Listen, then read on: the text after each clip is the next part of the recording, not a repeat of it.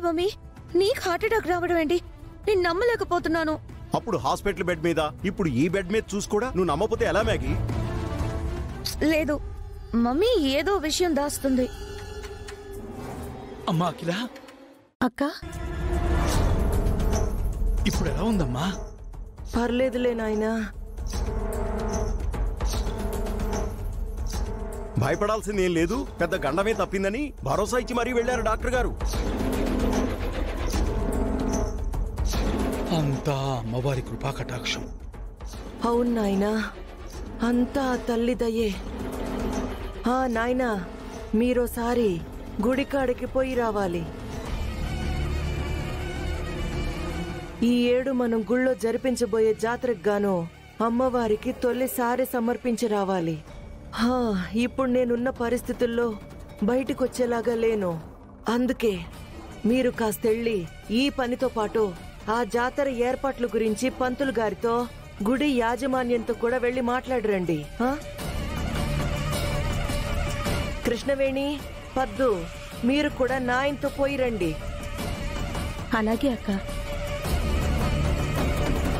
సరేనమ్మా, నువ్వు జాగ్రత్త, మేము వెళ్ళొస్తాం. అట్నే నాయనా.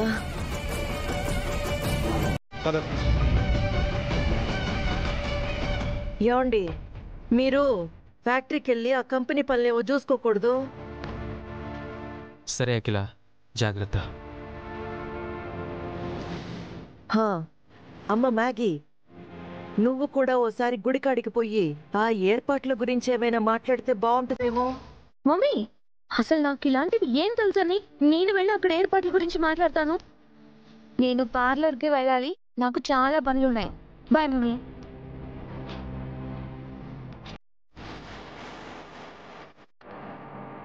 అమ్మా అఖిల, మ్యాగీ ఇక్కడే ఉంటే తనెక్కడ నిన్ను జరిగిందంతా అడిగేస్తుందనే కదా బయటికి పంపించావు. అవును బావగారు, ఇట్లాంటి విషయాలు మ్యాగీకి కూడా తెలియాల్సిన టైంలోనే తెలియాలి. లేదంటే ఎక్కడైనా నోరు జారితే మన పరువు మనమే తీసుకున్నట్టు అవుతుంది. అసలే అమ్మిది ఇంకా చిన్నపిల్లల మనస్తత్వం. మనమే కాస్త జాగ్రత్త పడాలి.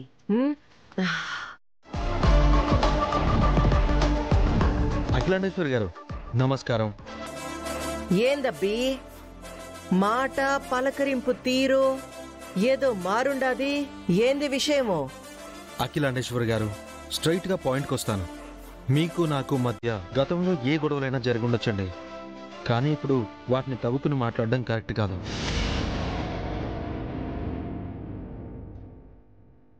మీ అబ్బాయి కృష్ణ నా చెల్లి విద్య ప్రేమించుకుని పెళ్లి చేసుకున్నారు. దయచేసి మీరు నా చెల్లిని ఆశీర్వదించి ఈ ఇంటి కోడలిగా ఆహ్వానించాలని వినయపూర్వకంగా కోరుకుంటున్నాను.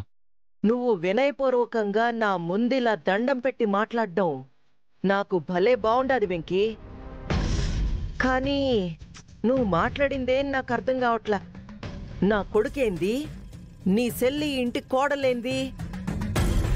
బావగారు, అసలు ఈ అబ్బాయి ఏం మాట్లాడుతుండాడు? అదేనమ్మా, నాకు ఏం అర్థం కావట్లేదు. ఆలపాటి వారు, మీకు కోపం ద్వేషం ఏదైనా ఉంటే దాన్ని నా మీద డైరెక్ట్గా చూపించండి, అంతేగాని నా చెల్లి జీవితాన్ని పాడు చేయొద్దు.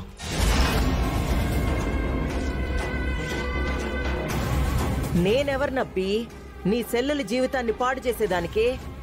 అయినా నాకంటూ ఓ కొడుకుంటేనే కదా నీ సెల్లిని వాడు పెండ్లి చేసుకున్నాడు అని కోడలిగా అమ్మిని ఇంట్లోకి ఆహ్వానించేదానికి.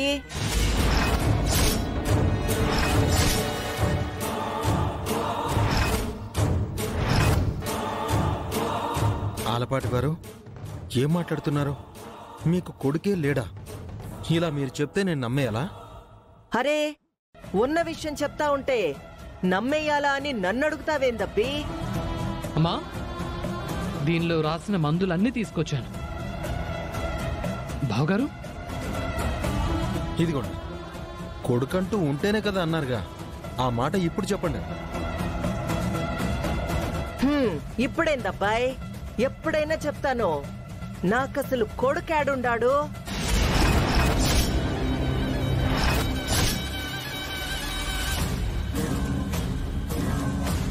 మరి ఇతనెవరు? మీ కొడుకు కాదా? కాదు బావగారు, కాదు బావగారు, కాదు బావగారు. నేను అఖిలాండేశ్వర్ గారి కన్న కొడుకుని కాదు. అసలు నాకు ఈ కుటుంబానికి ఎటువంటి రక్త సంబంధము లేదు.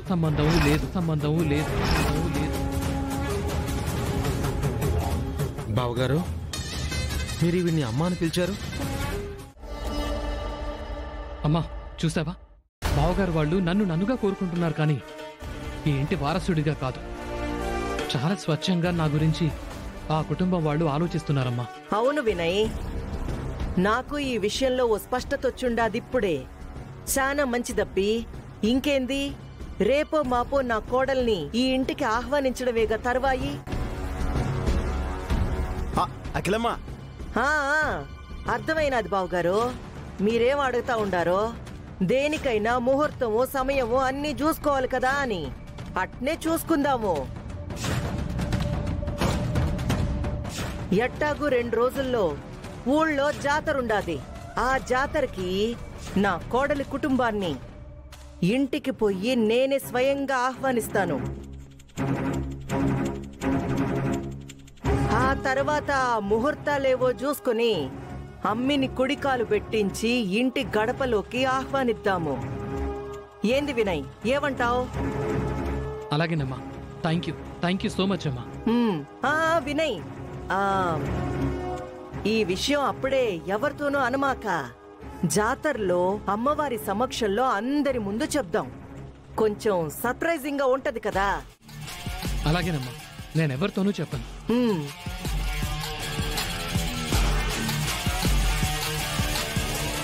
ఏంటి అఖిలమ్మా, అసలు నువ్వేం చేయబోతున్నావో నాకేం అర్థం కావట్లేదు.